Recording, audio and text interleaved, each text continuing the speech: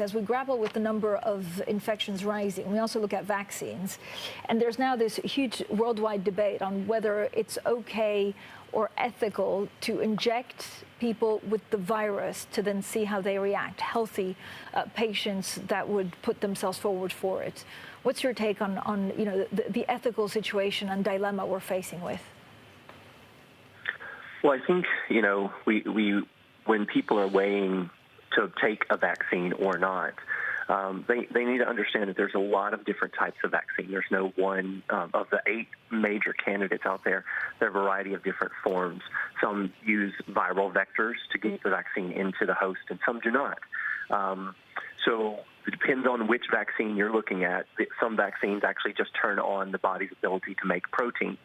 So each vaccine has a different flavor, and we don't know which one's going to rise to the surface. In terms of the ethics, right now it's more unethical for us to do nothing and to sit back and watch, the case nodes rise and watch the mortality rates rise.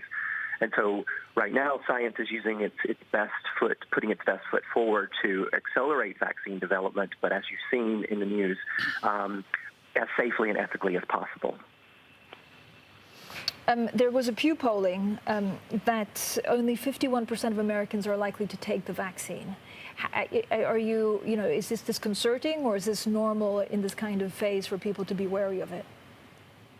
Well, the poll was conducted previously as well and demonstrated that, upwards of, 70+% would previously take it.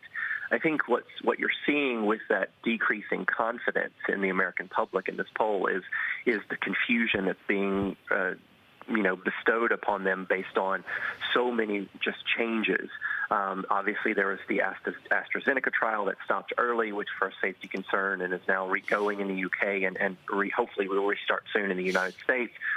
There's also this, the FDA announcement that they want to add stricter safety requirements. And then, of course, the White House yesterday saying that they would potentially overrule that decision. So, one of the most important tenets of communication during a pandemic is clear, concise, and consistent messaging. And right now, the scientific community and the White House are not on the same page, and that leads to confusion and mistrust. Jason, I look at the Johns Hopkins work where you have worldwide leadership and the dynamics of all this, and I really see a change dynamic between case growth, particularly in the United Kingdom, in Italy, and France, but also in the United States. Cases are growing even as deaths decline. Explain the difference in those two vectors of a worry over cases growing, even while the vector of deaths is actually doing pretty good.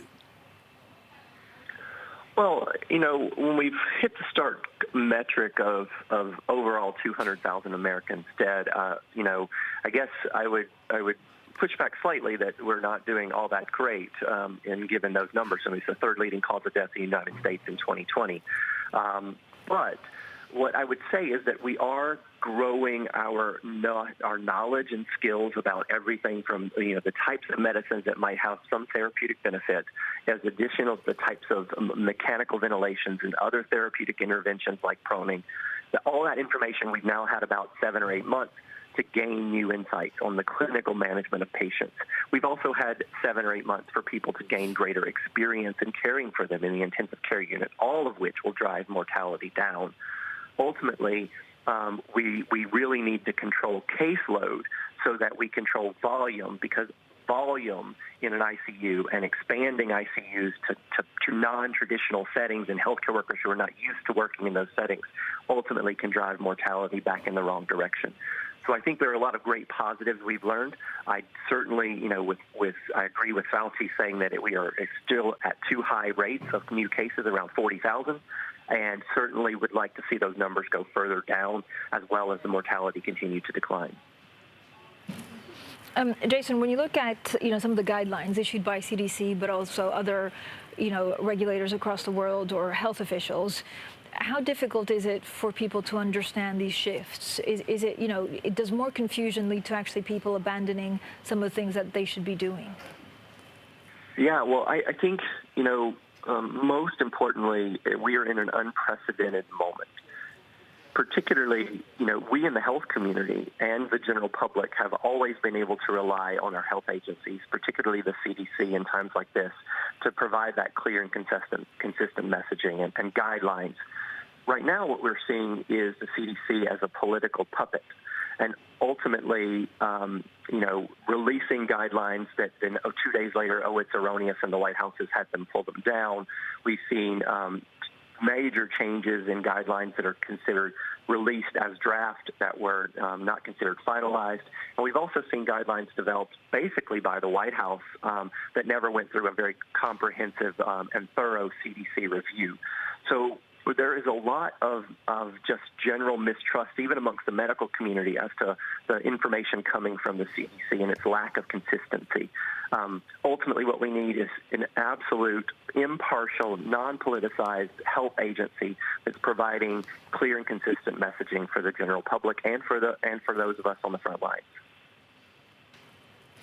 What's your take on, the flu vaccine? How important is it that people protect themselves by getting a flu vaccine this year? Yeah, it's essential, and it's really essential that everyone understand that we need to reduce the amount of cold and flu and respiratory illness in the general community. Now, our masking strategies for COVID-19 will help somewhat with that. We also, though, as we move toward, more gathering inside and closed, tight spaces, we also need to be paying attention to other respiratory viruses, flu most importantly. The more we can control flu, the less people who will be showing up to our healthcare systems with cold and flu-like illnesses, as with influenza as one of those causes. So the goal is to help reduce the overall cold and flu-like illnesses, and then ultimately lead to fewer people needing additional scarce resources of COVID testing when we're actually dealing with influenza. So at least rule out one pathogen. Hopefully the vaccine has great efficacy this year. It's always between 60 to 80% typically, and so hopefully that will reduce a lot of influenza virus, at least in the community.